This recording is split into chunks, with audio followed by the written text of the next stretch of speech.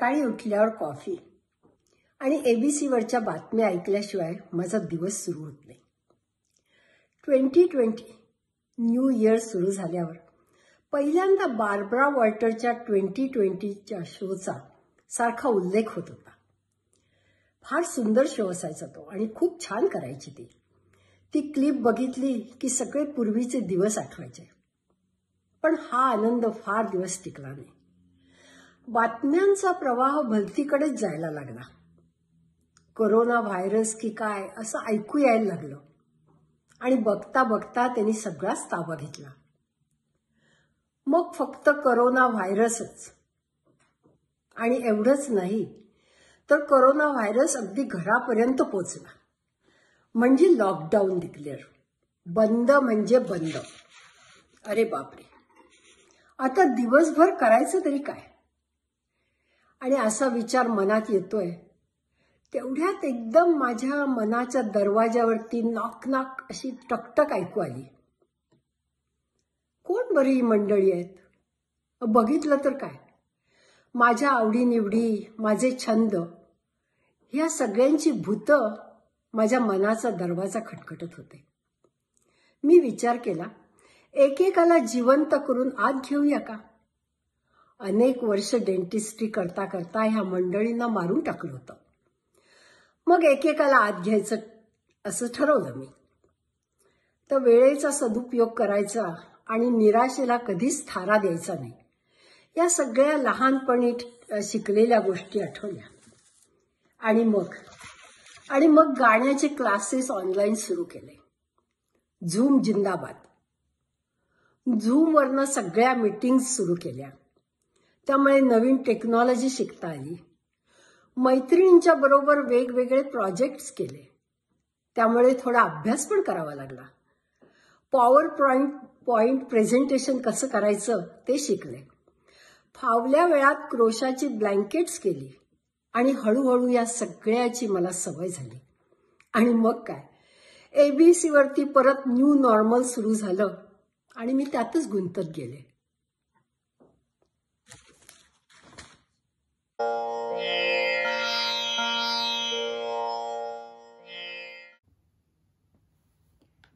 एक सम्राट होता. त्याचे जसजसे वय होऊ लागले तशी मृत्यूची चाहूल लागू लागली आणि त्याची बेचैनी वाढू लागली. इतके दिवस त्याला कशाची भीती अशी वाटत नसे, कारण त्याला आधार वाटत असे तो त्याने उभी केलेली फौज, बांधलेले भरभक्कम किल्ले, त्याच्या शस्त्रागारात असलेल्या बलशाली तोफा यांचा. आता मात्र जे गोळा करण्यासाठी आयुष्य खर्ची घातले ते सगळेच फोल वाटू लागले. त्याने त्याच्या मंत्रिमंडळाला बोलावले, त्याची मनस्थिती सांगितली. आयुष्याचं तत्वज्ञान समजून घेण्यासाठी आणि दाराबाहेर उभ्या असलेल्या मृत्यूची भीती वाटू नये म्हणून काय करावे याचा तो सल्ला मागू लागला. त्याचे मंत्री बुचकळ्यात पडले. त्यांना फक्त अजून भरभक्कम किल्ले कसे बांधता येतील किंवा कुठली शस्त्रे घेता येतील हे सांगता येत होते. मात्र सम्राटाला पडलेल्या प्रश्नाचे उत्तर त्यांच्याकडे नव्हते. त्यांनी पंचक्रोशीत दवंडी पिटवली आणि कुणाला असा काही मंत्र माहीत असेल तर ताबडतोब दरबारात हजर व्हायला सांगितले. एक वृद्ध फकीर आला आणि म्हणाला, मला माहिती आहे असा एक मंत्र जो वेळ येईल त्यावेळी उपयोगी पडेल. मात्र एक अट, तो उपयोगी पडेल जेव्हा वापरायची अगदी खरंच वेळ येईल तेव्हा, आणि इतर सर्व उपाय थकतील तेव्हा, आणि आता काहीच करता येणार नाही अशी हतबल अवस्था येईल तेव्हाच. सम्राट तयार झाला. फकीराने एक कागद गुंडाळून ताईतामध्ये घातला आणि सम्राटाला दिला. त्याने तो त्याच्या दंडाला बांधला. बरेचदा असे काही प्रसंग आले आणि सम्राटाला तो ताईत उघडून बघायचा मोह झाला. पण त्यावेळी आलेल्या प्रसंगातून मार्ग निघेल असे पर्यायही मिळत गेले आणि त्याने ताईत उघडला नाही. काही वर्ष उलटली. एक दिवस शत्रूने हल्ला केला आणि सम्राटाची फौज हरली. सम्राटाला राज्य सोडून पळायची वेळ आली. त्याने घोड्यावर टांग मारली. मागे शत्रूचे सैनिक येत होते. त्यावेळी त्याला ताईत आठवला. तो उघडून बघण्यासाठी त्याने दंडाला हात लावला. मात्र त्याला वाटले की माझ्याकडे तर सर्वात पटाईत तुफान वेगाने धावणारा घोडा आहे. मला अजूनही इथून शत्रूपासून बचाव करता येईल. घोड्याला टाच मारून जंगलाच्या दिशेने तो भरधाव धावत सुटला. बराच वेळ त्याचा घोडा आणि तो दूरवर जंगलात पोचले. शत्रूच्या घोड्यांच्या टापांचा आवाज जवळजवळ येत होता. मात्र अचानकपणे सम्राटाचा घोडा अशा वळणावर येऊन थांबला की जिथून पुढे जाण्यासाठी मार्गच नव्हता. समोर भली मोठी दरी. मागे वळले तर शत्रूच्या हवाली होण्याची भीती. सम्राटाचा घोडा धप्पापत उभा होता आणि मागून येणारा टापांचा आवाज आता आणखीन जवळून येऊ लागला होता. सम्राटासमोर कुठलाच पर्याय नव्हता. त्याने दंडावरचा ताईत सोडला आणि उघडून त्यातला कागद बाहेर काढला. त्यावर फक्त एकच वाक्य होते, ही वेळही निघून जाईल. ना कसला मंत्र, ना कसला उपाय. सम्राटाला काहीच कळेनासे झाले. फकीराने चांगलेच गंडवले आपल्याला, हा विचार त्याच्या मनात आला. त्याला इतकी वर्ष वाटत आले होते की काहीतरी जादूचा मंत्र असणार यात, ज्याने आलेल्या संकटातून तो सही सलामत बाहेर पडेल. त्या भरवशावर त्याला इतके दिवस वाटणारी भीती वाटली नव्हती. दंडावर बांधलेला तो ताईत त्याला इतके वर्ष आधार देत आला होता आणि आता पाहत होतो त्यात कागदावर धिस टू विल पास या व्यतिरिक्त काहीच नव्हते. जवळ येणाऱ्या टापांचा आवाज ऐकत शांत उभं राहण्याव्यतिरिक्त त्याच्या हाती काहीच उरलं नव्हते. टापा आता अगदी छातीवर पडता आहेत इतक्या जवळून ऐकू येत होत्या. मात्र हळूहळू तो आवाज काही वेळाने कमी होऊ लागला. शत्रू सैनिकांना सम्राटाने दुसरा रस्ता घेतला असावा असे वाटून ते कुठे भलतीचकडे गेले असावेत. ते घोडे दूर निघून गेल्यावर त्याने तो ताईत परत दंडाला बांधला. राज्यात परत गेला. फौजा परत एकत्र केल्या, शत्रूला नामोहरम केले आणि राज्य परत मिळवले. त्यानंतर मात्र तो प्रत्येक दुःखीच नाही तर आनंदाच्या प्रसंगातही तो ताईत उघडून बघू लागला. अशा प्रसंगी तो कागद काढून वाचत असे, स्वतःशीच हसत असे आणि परत तो कागद गुंडाळून ताईतात ठेवून देत असे. त्यानंतर तो सम्राट कधीच दुःखी चिंतेत दिसेनासा झाला. जीवन, मृत्यू किंवा इतर कुठलीच वाटणारी त्याची काळजी त्याला वाटेनाशी झाली. त्याच्या आजूबाजूला असणाऱ्या मंत्रिमंडळाला त्या कागदावर काय लिहिले आहे याची खूप उत्सुकता वाटू लागली. काहीतरी अतिशय प्रभावी जादूचा मंत्र असणार याची त्यांना खात्री पटली. ते लपून छपून तो वाचायचा प्रयत्न करू लागले. मात्र काय लिहिलेले होते त्या कागदावर तर ही वेळही निघून जाईल. काही वर्षांपूर्वी माझे बाबा मला त्यांनी ऐकलेली ही गोष्ट सांगत होते. ती ऐकून झाल्यावर मी हसले. ते म्हणाले, का हसलीस? आणि तेही उपरोधानं. मी म्हणाले, गोष्ट चांगली आहे, कारण सगळे शेवटी चांगलेच घडले की. आले असते शत्रूचे सैनिक त्याचा माग घेत तर मेलाच असता की तो. मग कसले आले हे राज्यन काय.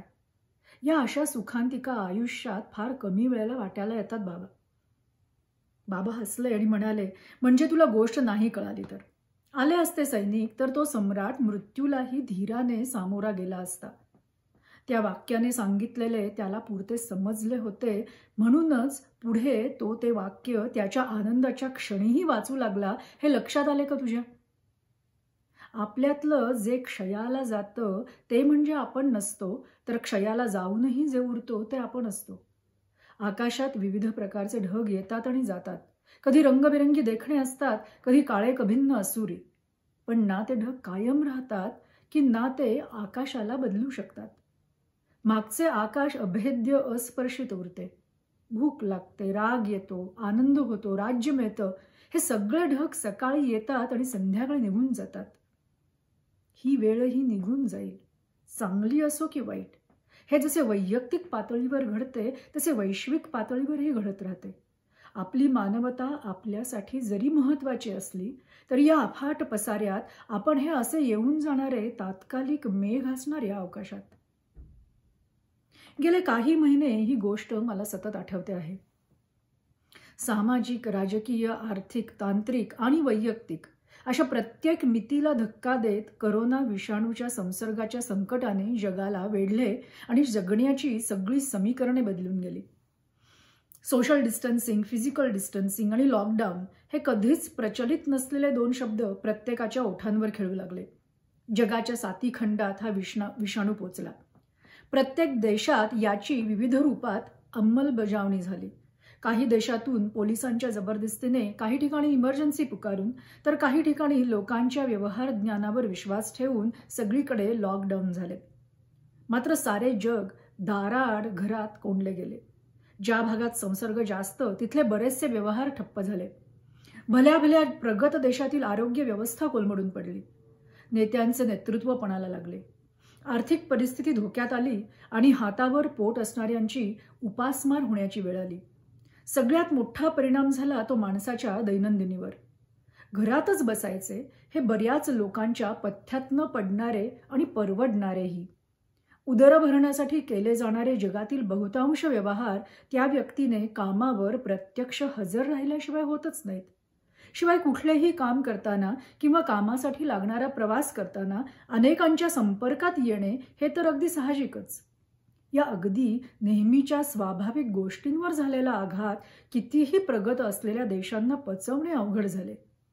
सगळे कायम हाताशी उपलब्ध असण्याची सवय असलेल्या अमेरिकेसारख्या देशातही गोष्टी मिळत असूनही जाता येत नाही अशी कुचंबणा कधी होईल हे कोणालाच वाटले नव्हते. अचानकपणे येऊन ठपलेल्या संकटाने सगळ्यांनाच नामोहरम केले. लोकांचे समाजातले वागणे जगणे मूलभूतपणे बदलून गेले. कुणाशी संपर्कात आल्याने हस्तांदोलन केल्यानेच नाही तर कुणाच्या सान्निध्यात असताना नुसता जवळून श्वास घेतल्यानेही परस्परांचे आयुष्य धोक्यात येऊ शकते या कल्पनेने लोकांचे सामाजिक जगणे काळवंडून गेले. हे वाटण्याची तीव्रता हळूहळू कमी होईलही. लोक या विषाणूबरोबर जगायला शिकतीलही. मात्र ही भीती जे कोणी या अनुभवातून गेले आहेत त्यांच्या मनात कायमची घर करून राहील. भेटल्यावर होणारा आनंद एका घट्ट मिठीने जितका प्रभावीपणे व्यक्त केला जात असे तसे परत कधी सुरू होईल? पूर्वी अरे हे प्रत्यक्ष भेटीतच बोलूया ना, फोनवर नको, याची जागा आता भेटायलाच हवे आहे का, की आपण हे सगळं फोनवरच करूया याने घेतली जाणार आहे. विकसित तंत्रज्ञानामुळे हे सर्व करणे शक्य असल्यानेही लोकांची अनुपस्थिती ही फारशी मनावर घेतली जाणार नाही. जरी अशा जैविक हल्ल्यासाठी देशाची संरक्षण व्यवस्था तयार असली तरी अशी संकटे आपल्याकडे येणार नाहीत असा काहीसा भ्रम जगभर होता. त्यामुळे एक प्रकारची ढील गेल्या काही वर्षात राजकारण आणि शिक्षणातही दिसू लागली होती. अमेरिकेसारख्या प्रगत देशात असलेली समृद्धी शांतता यानं एक प्रकारची आत्मसंतुष्टता आली होती. सगळे व्यवहार नीट सुरू असल्याने हे असेच चालणार, काहीही केले तरी असे काहीसे वाटू लागले होते. हे असे चालण्यासाठी किती तज्ज्ञ लोकांनी कष्ट घेतलेत आणि शिक्षण किती महत्त्वाचे आहे याचा विसर पडू लागला होता. जगातल्या विविध देशांचे प्रमुख त्या देशाची धुरा सांभाळण्यासाठी लायक आहेत किंवा नाहीत याचा विचारही लोक करेनासे झाले असे वाटू लागले होते. याचे अगदी टोकाचे उदाहरण म्हणजे रियालिटी टीव्ही मालिका बनवणाऱ्या आणि देश कसा चालवावा याचे कणभरही ज्ञान नसणाऱ्या अमेरिकेने देशाच्या मानाच्या आणि जबाबदारीच्या खुर्चीवर बसवले. कदाचित असा विचार करून की देश तर नीट चाललाच आहे तर बघूया ही गंमत करून काय फरक पडतोय. मात्र कोविड-19च्या या संकटाने सगळ्यांना काहीसे भानावर आणले. प्रत्येक विषयातल्या तज्ज्ञांना किती महत्त्व असते आणि पात्रता असणाऱ्यांनीच देश चालवावा लागतो आणि देशाला खंबीर नेत्याची गरज असते याचे भान अमेरिकन जनमानसाला आले. अमेरिकेचे राजकारण त्यातला पोरकटपणा जाऊन परत एकदा जशी गरज आहे तसे गंभीर बनेल. तंत्रज्ञान, विज्ञान आणि आरोग्य सेवा या 3 शाखांना या संकटाने प्रखर प्रकाश झोतात आणले.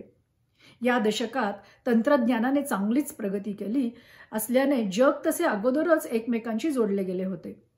मात्र त्या तंत्रज्ञानाचा हवा तितका वापर आणि फायदा करून घेतला जात नव्हता. प्रत्येक देशाचे वेगवेगळे नियम त्याला मर्यादा घालत. इंटरनेटवरचे व्यवहार जरी प्रचलित होऊ लागले होते तरी अजूनही काही गोष्टींसाठी लोक प्रत्यक्ष व्यवहाराला प्राधान्य देत किंवा भीतीपोटी ते टाळत असत. ऑनलाईन व्यवहाराला तो मोठा अडथळा या करोनाच्या काळात दूर झाला. माणसातला प्रत्यक्ष व्यवहार हा अनिवार्य आहे आणि जरी सगळंच आभासी जगात करू शकत नसलो तरी ते शक्य होतं तेही काही कंपन्या स्वार्थासाठी आणि जुन्या नोकरशाही पद्धतींमुळे टाळत असत. मात्र बरेच व्यवहार ऑनलाईन करणे भाग पडल्याने काही गोष्टी किती सहजपणे करता येतात हे उमजू लागले. विविध कलाकार आणि विद्वान लोकांनी या लॉकडाऊनच्या काळात डिजिटल मीडियाचा विधायकपणे उपयोग केला. त्यामुळे फोन, टॅबलेट्स आणि त्याबद्दल असलेले बरेच गैरसमज आणि त्याचा होणारा गैरवापर दूर होईल अशी आशा निर्माण झाली आहे. बेफिकिरीने स्क्रीनवर वेळ घालवण्याऐवजी त्यावर बऱ्याच उपयुक्त गोष्टी उपलब्ध झाल्याने लोक त्याकडे आदराने बघू लागले. ऑनलाईन शिक्षण काही मर्यादेपर्यंत शक्य आहे हेही लक्षात आले. विषयाबद्दल बरीच भिन्न मते असली तरी गेल्या 6-8 महिन्यात विद्यार्थ्यांना शिक्षणापासून पूर्ण फारकत तरी घ्यावी लागली नाही. शिवाय बऱ्याच प्रकारची ॲडमिनिस्ट्रेटिव्ह कामे रिमोटली करता येऊ शकतात. टाय कोट घालून तासभर ये जा करण्यात वेळ घालवण्यापेक्षा घरूनही तितक्याच प्रभावीपणे काम करता येते हे लक्षात येऊ लागले. तंत्रज्ञानाने शक्य असल्याने टेलिमेडिसिनचाही सुतोवाच जगभरात झाला. ढीगभर मीटिंग्स, क्लासेस, प्रत्यक्ष भेट, डॉक्टर अपॉइंटमेंट, वेटिंग रूममधला वेळ हे सगळे टाळून फक्त ईमेल किंवा एका व्हिडिओ कॉलनेही काही कामे होऊ शकतात हे समजले. ही बाहेर आलेली जिनी आता परत बाटलीत भरता येणार नाही. या जिनीचा वापर विधायक आणि प्रभावीपणे कसा करता येईल हे शिकावे लागणार आहे. विज्ञानाचे महत्त्व परत एकदा अधोरेखित झाले. गेल्या काही काळात पुराणमतवादींनी विज्ञानाला कमी लेखून लोकांचे लक्ष विचलित करायचा प्रयत्न केला होता. मात्र विज्ञान हे सत्याचा वाहक असल्याचे करोना विषाणूच्या संसर्गाने आणि त्यावरती संशोधन करून इतक्या अल्पावधीत लस बनल्यामुळे लोकांना पटले. संसर्गाच्या विविध टप्प्यातून जात असताना हेही लक्षात आले की आलेली लाट अशीच 6 महिन्यात निघून जाणार नाहीये. आपल्याला या परिस्थितीतच काही काळ जगावे लागणार आहे. सतत बदलत राहणाऱ्या विषाणूला सावलीसारखा बरोबर ठेवूनच रोजचे आयुष्य जगावे लागणार आहे. त्यासाठी प्रत्येकाला आपला कॉमन सेन्स जागृत ठेवावा लागणार आहे. केवळ मलाच काही होऊ नये हा स्वार्थी विचार नाही, तर माझ्यामुळे दुसऱ्यालाही काही होऊ नये याचा विचार प्रत्येकाला करावा लागणार आहे. लस आली आहे आणि ती 1-1.5 वर्षात जगभरातल्या बऱ्याच देशातून देऊनही होईल. मात्र लोकांच्या वागणुकीवर त्याचा परिणाम खूप खोलवर आणि फार दीर्घकाळ राहील असा अंदाज या विषयातील तज्ज्ञ येल युनिव्हर्सिटीत ह्युमन नेचर लॅब चालवणाऱ्या निकोलस ख्रिस्ताकिस यांनी त्यांच्या Apollo's arrow the profound and enduring impact of corona virus on the way we live या पुस्तकात लिहिलं आहे. दीर्घकाळ बंधनात राहावे लागल्याने 2022 ते 23च्या सुमारास जगभरातले लोक निर्बंध आयुष्य जगू पाहतील. चैन, प्रवास यावर वारेमाप पैसे खर्च करून लोकांची रिस्क टेकिंग प्रवृत्ती बळावेल असा अंदाज अभ्यासाद्वारे या पुस्तकात मांडला आहे. इतिहासाने हे सिद्ध केले आहे की कुठल्याही प्रतिकूल परिस्थितीत नवीन गोष्टीही जन्माला येतात. गेल्या कित्येक दिवसात ते येत असलेल्या आपण पाहतो आहोतच. या कोविड-19 पॅन्डेमिकने अशा बऱ्याच बदलांची नांदी केली असावी. गेल्या काही वर्षात प्रगती करण्याच्या नादात भान सुटून झालेल्या बऱ्याच हानिकारक गोष्टींचा पुनर्विचार या संकटाने माणसाला करायला लावला. त्यात वैयक्तिक, सामाजिक, पर्यावरणाशी निगडीत बऱ्याच गोष्टी आहेत. घरात राहावे लागत असल्याने लोकांना नाईलाजाने का होईना पण थोडे सिंहावलोकन करायला वेळ मिळाला. रोजच्या धकाधकीपासून शांतपणे आपण माणूस म्हणून आणि समाज म्हणून कोण आहोत याचा विचार करायला भाग पडले. हे संकट लोकांना थोडे दमाने घ्या हे सांगत आहे का असा प्रश्न आणि हा विषाणू सोडून निसर्गानं माणसाला चांगलाच धडा शिकवला आहे यासारखी वाक्य ऐकायला येऊ लागली. येणाऱ्या अशा संकटांमागे काही हेतू खरंच असतो का हे असे म्हणण्यात कितीसे तथ्य आहे. खरं तर निसर्गाची अशी कुठलीच भूमिका नसते. निसर्ग पूर्णपणे तटस्थ आहे. त्याला माणूस म्हणून आपली ना काही फार वेगळी चिंता काळजी आहे किंवा ना त्याला माणसाला धडा शिकवायचा आहे. माणसानेच स्वतःला या चराचर सृष्टीत आपले स्थान वरचे हे स्वघोषित केल्याने हे वाटणे साहजिक आहे. निसर्गाला आपल्यासारखे व्यक्तिमत्व देऊन तो आपल्याला शिक्षा करतोय अथवा तो आपल्याविरुद्ध काहीतरी कट करतोय अशा कल्पना ही माणसाची अंतःप्रेरणा आहे. मात्र यामुळे काही बिघडत नाही. झाली तर माणसाने स्वतःची वागणूक सुधारून मदतच होईल. मात्र हा विषाणू आपला कोणी शत्रू नसून त्याच्या जन्मधर्मानुसार संसर्गाद्वारे वाढत राहण्याचा नैसर्गिक प्रयत्न करत आहे आणि आपण त्यापासून आपल्याला वाचवण्याची धडपड. ही तर आपली डार्विनियन अंतःप्रेरणा आहे. माणूस सवयीचा गुलाम असतो. त्या सहजासहजी सुटत नाहीत. काहीतरी असे अघटित जेव्हा घडते त्यावेळी लक्षात येते की पुढे जाण्याच्या धावपळीत आपण आपल्यालाच गमावून बसलो आहोत. अफाट वेग, कार्यक्षमता, पैसे आणि हायपर कनेक्टिव्हिटीने आपण स्वतःला गाडले आहे आणि आपणच हरवून गेलो आहोत. औद्योगिक क्रांतीनंतर आपल्या सगळ्यांचे आयुष्य वाणिज्य व्यवसायाच्या गतीवर अवलंबून राहू लागले. आपणच आपल्या 24 तासांचे असे विभाजन केले की सतत व्यस्त राहू. आपण आपले फोन घेऊन सुट्टीवर रेस्टॉरंट्समध्ये जाऊ लागलो. जेवता जेवता काम करणे, टीव्ही बघणे, पार्कमध्ये चालत असताना ईमेल बघणे, फेसबुक चालणे हे व्यसन लागू लागले. सतत टू डू लिस्ट आणि कॅलेंडरवरच्या तालावर नाचणे सुरू झाले. काही मिनिटे शांत बसणे देखील जमेना. किंवा 5-10 मिनिटे जास्त कुठे वाट बघावी लागली तर आपण अस्वस्थ होऊ लागलो. एका युनिव्हर्सिटीने मध्यंतरी केलेल्या एका रिसर्चमध्ये म्हटले आहे की 1995 ते 2005 या 10 वर्षात पादचारी लोकांचा चालण्याचा वेग 10% वाढला आहे. या सततच्या अस्थिरपणामुळे मनाचे संतुलन बिघडत गेले. स्ट्रेस म्हणजे ताणतणाव हे आयुष्य ताब्यात घेऊ लागले. आपण काल काय केले आणि काय खाल्ले हेही आठवेनासे झाले. या वेगात आपण कुठे वाहत जात आहोत हे समजेनासे झाले आणि आपल्याला हा फटका बसला. रेस्टॉरंट्स, मूव्ही थिएटर्स, पर्यटन स्थळं, मॉल्स सर्व बंद झाले. पहिले काही दिवस नवलाईचे म्हणून पार पडले. मात्र हळूहळू हाताशी असलेला वेळ आणि अवकाश मनाला व्यापून टाकू लागला. बरेच लोक जरी घरून काम करत असले तरी वेळेत बरीच फ्लेक्सिबिलिटी आल्याने वेळापत्रकाच्या बंधनातून मुक्तता झाली. नाहीतर ती कधीच शक्य झाली नसती. या अचानकपणे मिळालेल्या रिकामपणातून बरेच काही मिळवता येईल. मन शांत होण्यासाठी असे काहीही न करण्याचाही वेळ आवश्यक असतो हे विज्ञानाने सिद्ध केले आहे. अशी मिळालेली मानसिक स्वतंत्रता माणसाच्या सर्जनशीलतेला वाव देते. सतत घाई गडबडीत आणि दबावाखाली असणारे मन वेगळा विचार न करता चाकोरीबद्ध जगत राहते. करोना विषाणूने आपल्याला सर्वांना घरी बसवले आणि जगभरात अचानकपणे विविध क्षेत्रातल्या नवकल्पनांचे फेव फुटले. ज्या आईवडिलांना मुलांबरोबर घालवायला सकाळच्या 5 मिनिटांखेरीज वेळ नव्हता, ते आता मुलांबरोबर बसून आर्ट प्रोजेक्ट करत आहेत, खेळ खेळत आहेत आणि एकत्र स्वयंपाक करत आहेत. हे झाले सगळे बाहेरचे. मात्र यापेक्षाही काहीतरी खोल, सूक्ष्म, मूलभूत यातून मिळवता येईल. या सगळ्या प्रसंगातून जाताना मिळालेल्या या वेळेचा उपयोग करून हरवलेल्या आपण आपल्यालाच परत मिळवता येण्याचा प्रयत्न करता येईल.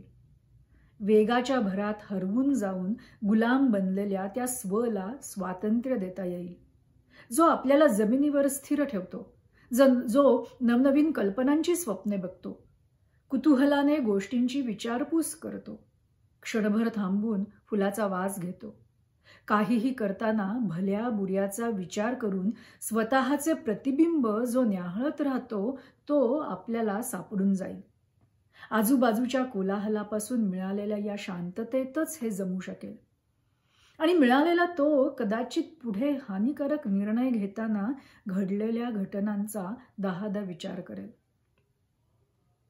जसा वैयक्तिक पातळीवर आपल्यात तो स्व दडलेला आहे, तसाच कुठल्याही देशाचा एक स्व असेलच की. जर असेल तर तो देश कसे त्या स्वला ओळखत असेल, कसे त्याला पडताळून बघत असेल, तो स्व काय मानत आला आहे आणि आता तो कुठे भरकटत आहे असे त्याला वाटत असेल का? एक नागरिक म्हणून जर माझा स्व गमावला असेल तर एका संपूर्ण देशाचे मग काय? जर तोच त्याने गमावला असेल तर तो माझे तरी कसे ऐकू शकेल? देश म्हणून त्याचा स्व त्याला मिळवून देण्याची जबाबदारी प्रत्येक नागरिकाचीच नाही का? आता कोविडची लस आली आहे. अशी ही वेळ येईल की हे संकट जाईल, त्याची तीव्रता कमी होईल. हे खरे की मनाला क्लेश होईल इतकी मनुष्य आणि वित्तहानी झालेली आहे. या आधुनिक आणि प्रगत जगाची ही एक मोठी शोकांतिका ठरली आहे. झालेले सर्व प्रकारचे नुकसान भरून काढून परत बांधणी करण्यासाठी कित्येक वर्ष झगडावे लागणार आहे. पण गेल्या काही महिन्यात मिळालेल्या वेळेचा वापर करून आपण सिंहावलोकन करून तो आपला आणि या पृथ्वीचा स्व परत मिळवला असेल तर हे सगळे परत एकत्र आणण्याची ताकद आपल्याला मिळेल. कदाचित परत हानिकारक वेगात स्वतःला न झोकून देता थोडी शांत, शहाणी आणि समंजसपणाची जीवनशैली हा आयुष्याचा सहज धर्म होईल. अल्बेरा कामू 1947 मध्ये लिहिलेल्या द प्लेग या पुस्तकातले हे वाक्य. A feeling, normally as individual, as the ache of separation from those one loves, suddenly became a feeling in which all shared alike and, together with fear, the greatest affliction of the long period of exile that lay ahead. हे परत कधी खरे ठरू नये असे वाटत असेल तर ते आपल्याच हातीमनी आहे. येत जात राहणाऱ्या ढगांमागे लपलेले आपले अवकाश आपल्यालाच शोधायला हवे.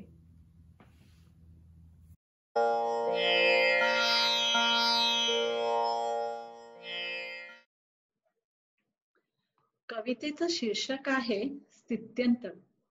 पुस्तक वाचता वाचता नवीन अध्याय सुरू झालाय. पानाचा कोपरा दुमडून पुस्तक बाजूला ठेवावंसं वाटलं. मागील पानावरची सर्व पात्र पुढच्या पानावर नाहीयेत म्हणे. सर्व पात्रांना पुढच्या अध्यायात जागा नाही. बदल कथानकात होतोय की माझ्यात? पण कथानक तर या सर्व पात्रांवर आधारलेलं. अनेक पात्र, अनेक गोष्टी एकमेकात गुंतलेल्या. या सगळ्यांचं बोट सोडून द्यायचं? पान पलटवावंच लागेल. कथा प्रवाही आहे. आगगाडीतून जाताना जशी झाडं मागे पडतात तशी ही पात्र पण मागे पडतील.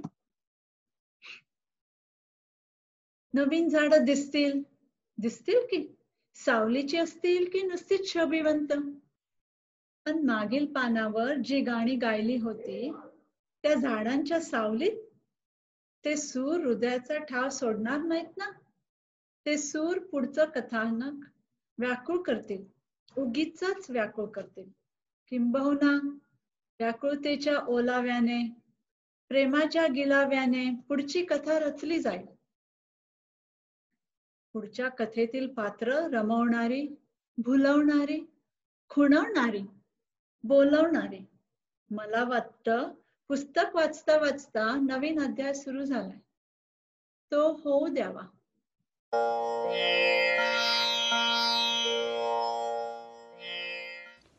1 जानेवारी 2020. प्रतिवर्षाप्रमाणे हेही वर्ष नवीन आकांक्षा आणि नवस्वप्नांनीच उगवलं. परंतु नियती काही वेगळीच योजत होती. करोना नावाचा सूक्ष्म विषाणू चीनमध्ये सापडतो काय आणि आगीच्या वणव्यापेक्षा जास्त वेगाने त्याची सर्व जगात लागण होते काय आणि अनंत लोक मृत्युमुखी पडतात काय, सर्वच अतर्क्य होतं. त्यातूनही कळले या रोगाचा प्रसार आपल्या श्वासोच्छवासातर्फे होतोय. झाले. व्यवसायाने मी रेस्पिरेटरी थेरपी म्हणजे श्वसन संस्थेची मुख्य. म्हणजे या रोगाला टक्कर द्यायला आपणच आघाडीवर असणार हे तर गृहीतच होते. मग अशा या रोगांची काळजी तरी कशी घ्यायची यावरती रोजच कामावरती अनंत चर्चा होऊन एखाद्या युद्धावर निघालेल्या योद्ध्याप्रमाणे डोक्यापासून पायापर्यंत संरक्षण म्हणजे मास्क, ग्लव्ज आणि गाऊन घालून हा आमचा पोशाख ठरला. आणि अशा या करोनाशी आमची झुंज सुरू झाली. ती आजतागत चालू आहे. माणूस जेव्हा एकाकी होतो आणि हतबल होतो तेव्हा सगळ्यात जरूर असते आपल्या जवळच्या माणसांची. परंतु या करोनाग्रस्त रुग्णांना ज्या वेळेला त्यांचे आप्तस्वकीय आमच्या हॉस्पिटलच्या दारातच सोडून देऊ लागले तेव्हा त्यांची पूर्ण जबाबदारी आमच्या हेल्थकेअर वर्करवर आली. आणि तुम्हाला सांगते, अहोरात्र मेहनत करून स्वतःच्या जीवाची काळजी न घेता हे हेल्थकेअर वर्कर अजूनही झगडत आहेत. त्यांच्या धाडसाच्या आणि केविलवाण्या अशा या रुग्णांच्या कथा सांगू तेवढ्या थोड्याच. 21व्या शतकातले हे पॅन्डेमिक जणू जगच बंद करायला निघाले. शाळा ते विमान प्रवास सर्वच बंद. माणसांनी करायचे तरी काय? जीवनातला आनंदच गमावू लागला. परंतु सहजासहजी हरणारा हा माणूस नाहीच. माणसाने संशोधन आणि टेक्नॉलॉजी यात पुढे असून त्याप्रमाणे व्हर्च्युअल जगात प्रवास केला आणि मग त्यातच सर्वांना भेटण्याचा आनंद अजमावू लागला. सानथुरापासून सर्वांनाच याची सवय झाली. परंतु आपण स्पर्शाला हपापलेले असतो. एकच जिव्हाळ्याचा पाठीवरून फिरलेला हात, प्रेमाची ती घट्ट मारलेली मिठी आणि मैत्रीचे हस्तांदोलन बरंच काही सांगून जाते नाही. व्हर्च्युअल जगाला ह्याची काही सर येणार नाही हे तर सतत जाणवतच होते. काय गंमत आहे नाही. घरी आलेल्या पाहुण्याचा आदरातिथ्य करायचं ही आपली संस्कृती. परंतु या करोना नावाच्या आगंतुक आलेल्या पाहुण्याला मात्र नुसतंच परतायचे नाही तर अदृश्यच करायचे असा आम्ही चंक बांधला. आणि सतत प्रगतीपथावर असलेल्या माणसाने 2020चं हे काळवर्ष संपायच्या आत नवसंजीवनी म्हणजे करोनावरती व्हॅक्सिन हे शोधून काढलेच. तेव्हा मला वाटते 2021 या शतकाचे आशेच्या सूर 2020च्या निराशाच्या सुरांवरती नक्कीच मात करतील आणि सर्वे भवन्तु सुखिनः सर्वे सन्तु निरामयः हे होईल आणि आपण आपला हरवलेला प्रेमस्पर्श आपल्याला त्याची नक्कीच जाणीव मिळेल यात शंका नाही. धन्यवाद.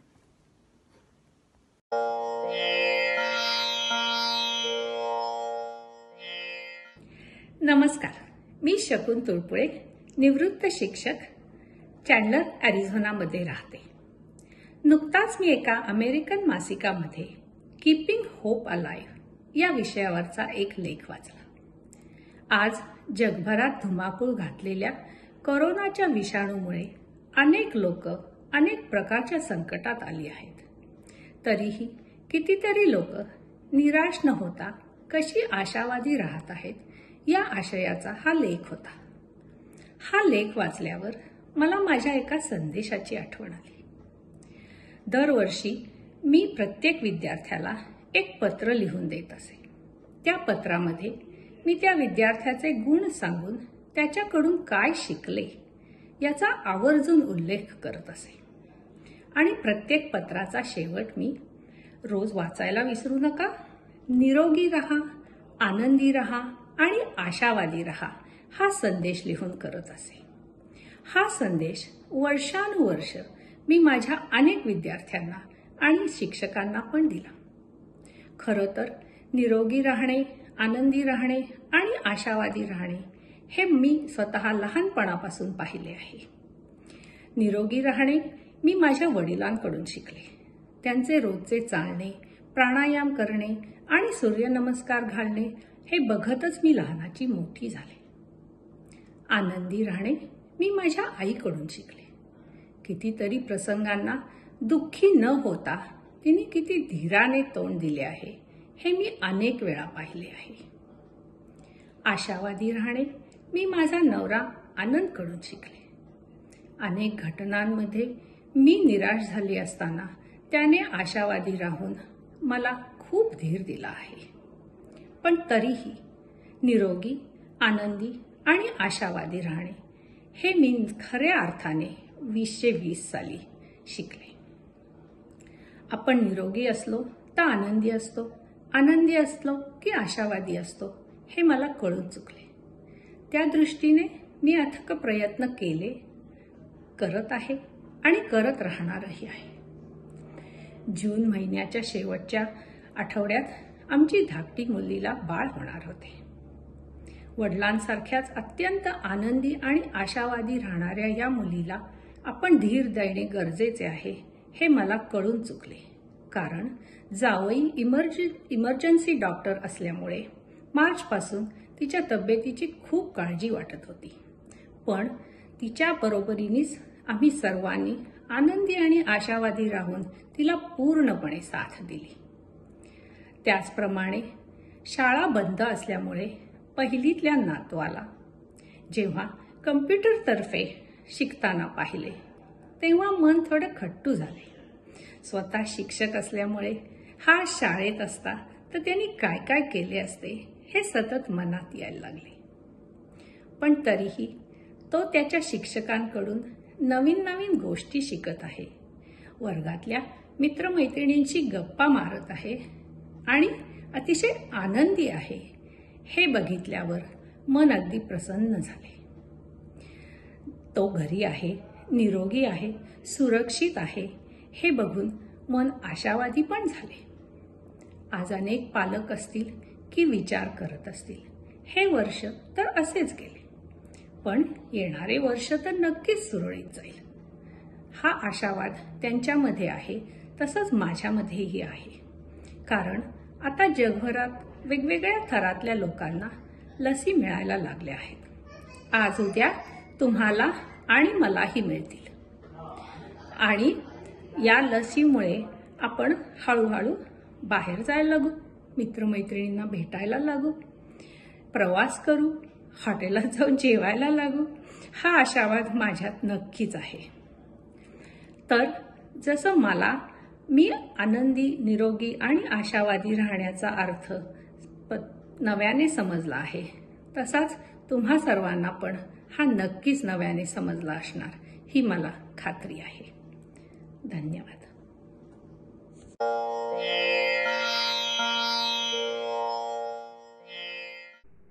नमस्कार, मी अस्मिता केळकर, भारतीय आहे आणि महाराष्ट्र राज्यामधल्या सांगली या छोट्या शहरामध्ये मी राहते.